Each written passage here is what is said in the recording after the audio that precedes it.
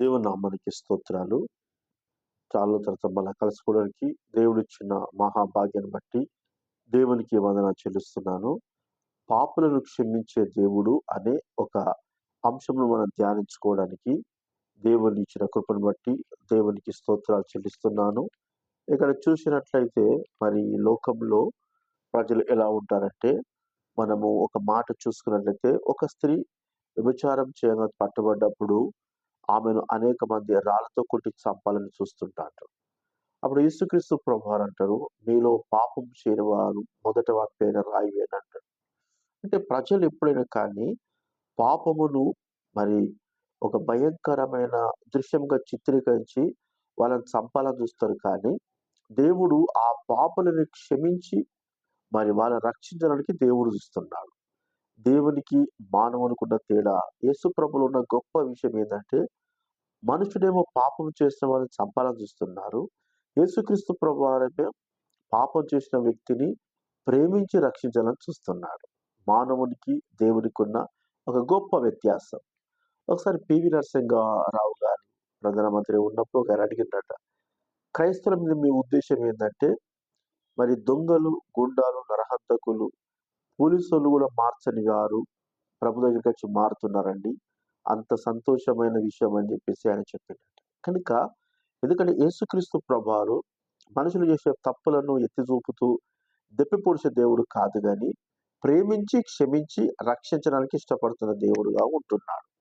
ఇక్కడ తిమోతి రాసిన పత్రికలో ఒక మాట మనం గమనించినట్లయితే, మొదటి తిమోతి రాసిన పత్రిక 1వ అధ్యాయము 12వ వచనములో పౌలు భక్తుడు చెప్తున్నాడు, పూర్వము దూషకుడను హింసకుడను హానికరుడైన నన్ను తన పరిచర్యకు నియమించి నమ్మకమైన వారిగా ఎంచినందుకు నన్ను బలపరిచిన మన ప్రభువైన క్రీస్తు యేసుకు స్తుతులు చెల్లించి ఉన్నాను అంటున్నాడు. కనుక దేవుని యొక్క వాక్యం ఏం చెప్తుందంటే, పూర్వము ఎలాంటి వ్యక్తి అట? దూషకుడు, హింసకుడు, హానికరుడాట. ఇంత భయంకరముగా చూసినట్లయితే దూషకుడు, హింసకుడు, హానికరుడు అనే వ్యక్తి ఈ భూమి మీద బతకకూడదు. మన ప్రకారం చూస్తే అతన్ని ఇంకొక వ్యక్తి దొంగ దిమ్మది చంపాలి. అసలు తప్పు చేసిన వాళ్ళు బతకద్దు మన ఆ యొక్క మనసు ఉద్దేశ ప్రకారం. కానీ ఇక్కడ దేవుడు చూడండి, అంతటి దూషకుడు, హింసకుడు, హానికరుడు పౌలు భక్తుడిని మరి ప్రేమించిండు, క్షమించిన దేవుడుగా ఉంటున్నాడు. దేవునికి మహిమ కలుగును గాక. మన దేవునిలో ఉన్న మంచి గుణ లక్షణాలు ఏమిటంటే, ప్రేమించడము, క్షమించే గుణము కలిగిన దేవుడుగా ఉంటున్నాడు. అందుకేమంటున్నాడు, మన ప్రభువైన క్రీస్తు యేసుకు కృతజ్ఞతుడై ఉన్నాను, తెలియక అవిశ్వాసం వల్ల చేసి తిని గనుక కనికరింపబడి తిని అంటున్నాడు.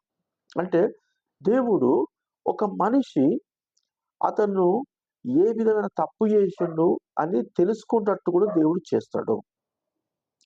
అతని పశ్చాత్తాపడ్డట్టు కూడా దేవుడు చేస్తాడు. కనుక మన దేవునికి ఉన్న మంచి మనసు ఏంటంటే, ఒక మనిషి మార్పు చెందడానికి ప్రేమించి అవకాశం ఇచ్చే దేవుడుగా ఉంటున్నాడు. ఇంకా మనము లూకా సువార్త కూడా చూసినట్లయితే, లూకా సువార్త 19వ అధ్యాయము, లూకా సువార్త 19వ అధ్యాయము 5 నుంచి 6 వరకు మనము గమనించుదాం. 19వ అధ్యాయము 5 నుంచి 6 వరకు, 5 నుంచి 6 వరకు. యేసు ఆ చోటికి వచ్చినప్పుడు కన్నులెత్తి చూచి, జక్కయ్య త్వరగా దిగుము, నేడు నేను నీ ఇంట ఉండవలసినదని అతనితో చెప్పగా, అతడు త్వరగా దిగి సంతోషంతో అతను చేర్చుకొను. అందరూ అది చూచి, ఈయన పాపి అయిన మనిషి యొక్క బస చేయ వెళ్ళనని చాలా సనుకొనిరి. అంటే ప్రజలందరి దృష్టిలో జక్కయ్య ఎలా ఉన్నాడు? ఒక పాపిగా ఉన్నాడు. సుంకర్లు తన సొంత ప్రజలనే మోసం చేస్తారట. ప్రజల దృష్టికేమో జక్కయ్య పాపిగా ఉన్నాడు, కానీ యేసు ప్రభు దృష్టికి మాత్రము అతని పాపములను క్షమించే దేవుడు అని దీన్ని బట్టి మనకు అర్థమవుతున్నది. జక్కయ్య చేసిన తప్పులను, పాపాలను ఎత్తి చూపుతూ ఏళ్ళ చేయడం అనేది దేవుడు చేయట్లేదు.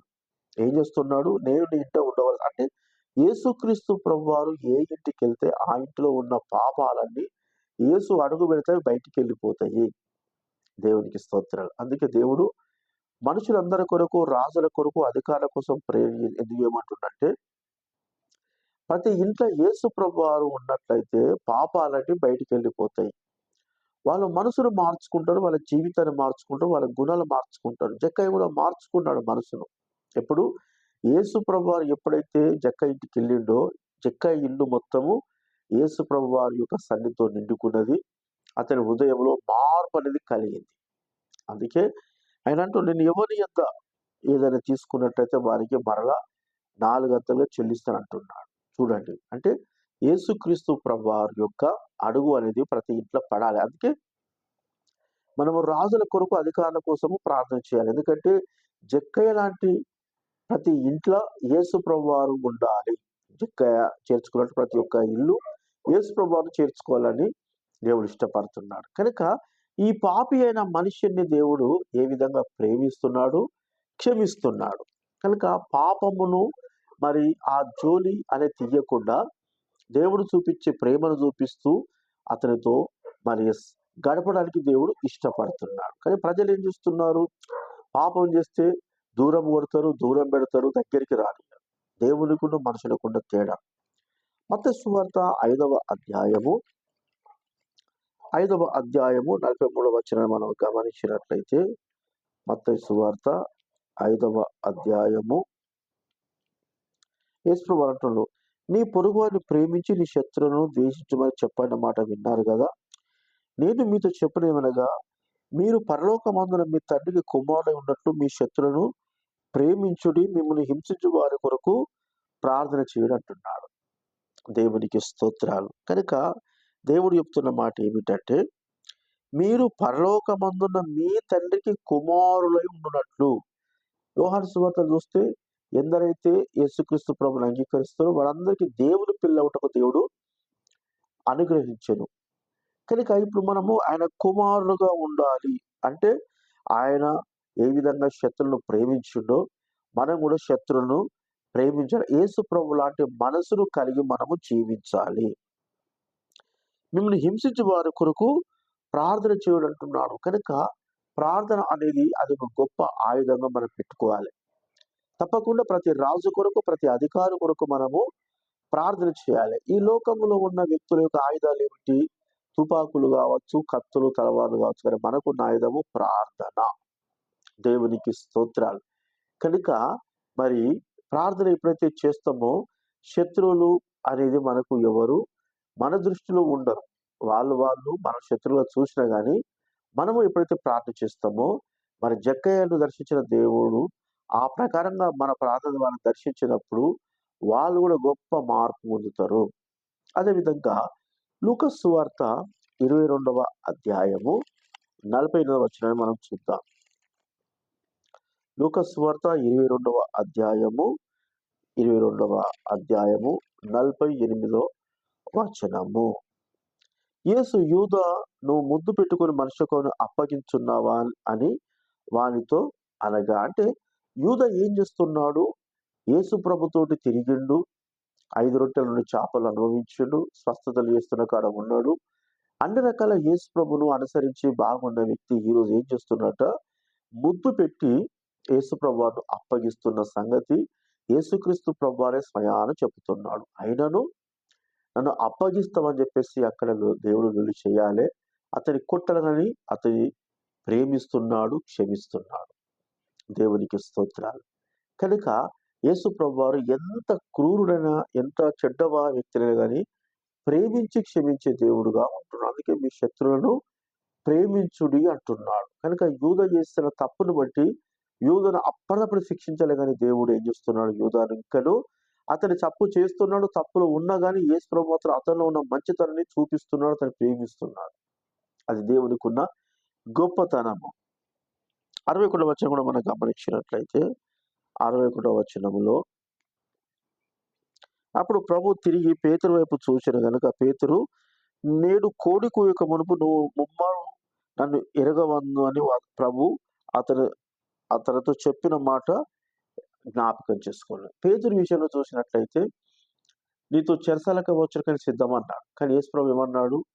నువ్వు కోడి కూయక మునిపే నేనెవరో తెలవని చెప్పి సమయం వస్తున్నది యేసు ప్రభువారు చెప్పారు.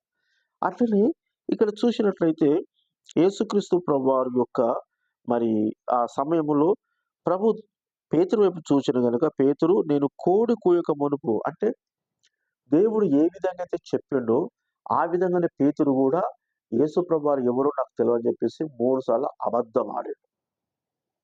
అబద్ధం అన్న సంగతి దేవుడు అతన్ని చూస్తున్నప్పుడు పేతురు వైపు చూస్తున్నాడు దేవుడు. అంటే కోప్పడము, గేలి చేయడము, లొల్లి పెట్టడం కాదు, ప్రేమిస్తున్నాడు, క్షమిస్తున్నాడు. దేవునికున్న మంచి గుణం ఏంటిదంటే ఎంత పెద్ద కఠినుడైన శత్రువైనా యేసు ప్రభు శత్రువు లెక్క చూడడు. ఎంత పెద్ద పాపైనా గాని పాపి లెక్క చూడడు. అతనిలో మంచి లక్షణము, మంచి గుణాలను వెతికి తీసి మంచిగా మార్చడానికి దేవుడు ఇష్టపడతాడు. మార్పు చేస్తున్నాడు. ఒక్కొక్క మనిషి జీవితాన్ని మార్పు చేస్తున్నాడు దేవుడు. అంతేగాని అతని యొక్క వేరే దాన్ని ఏది మార్పు చేయట్లేదు.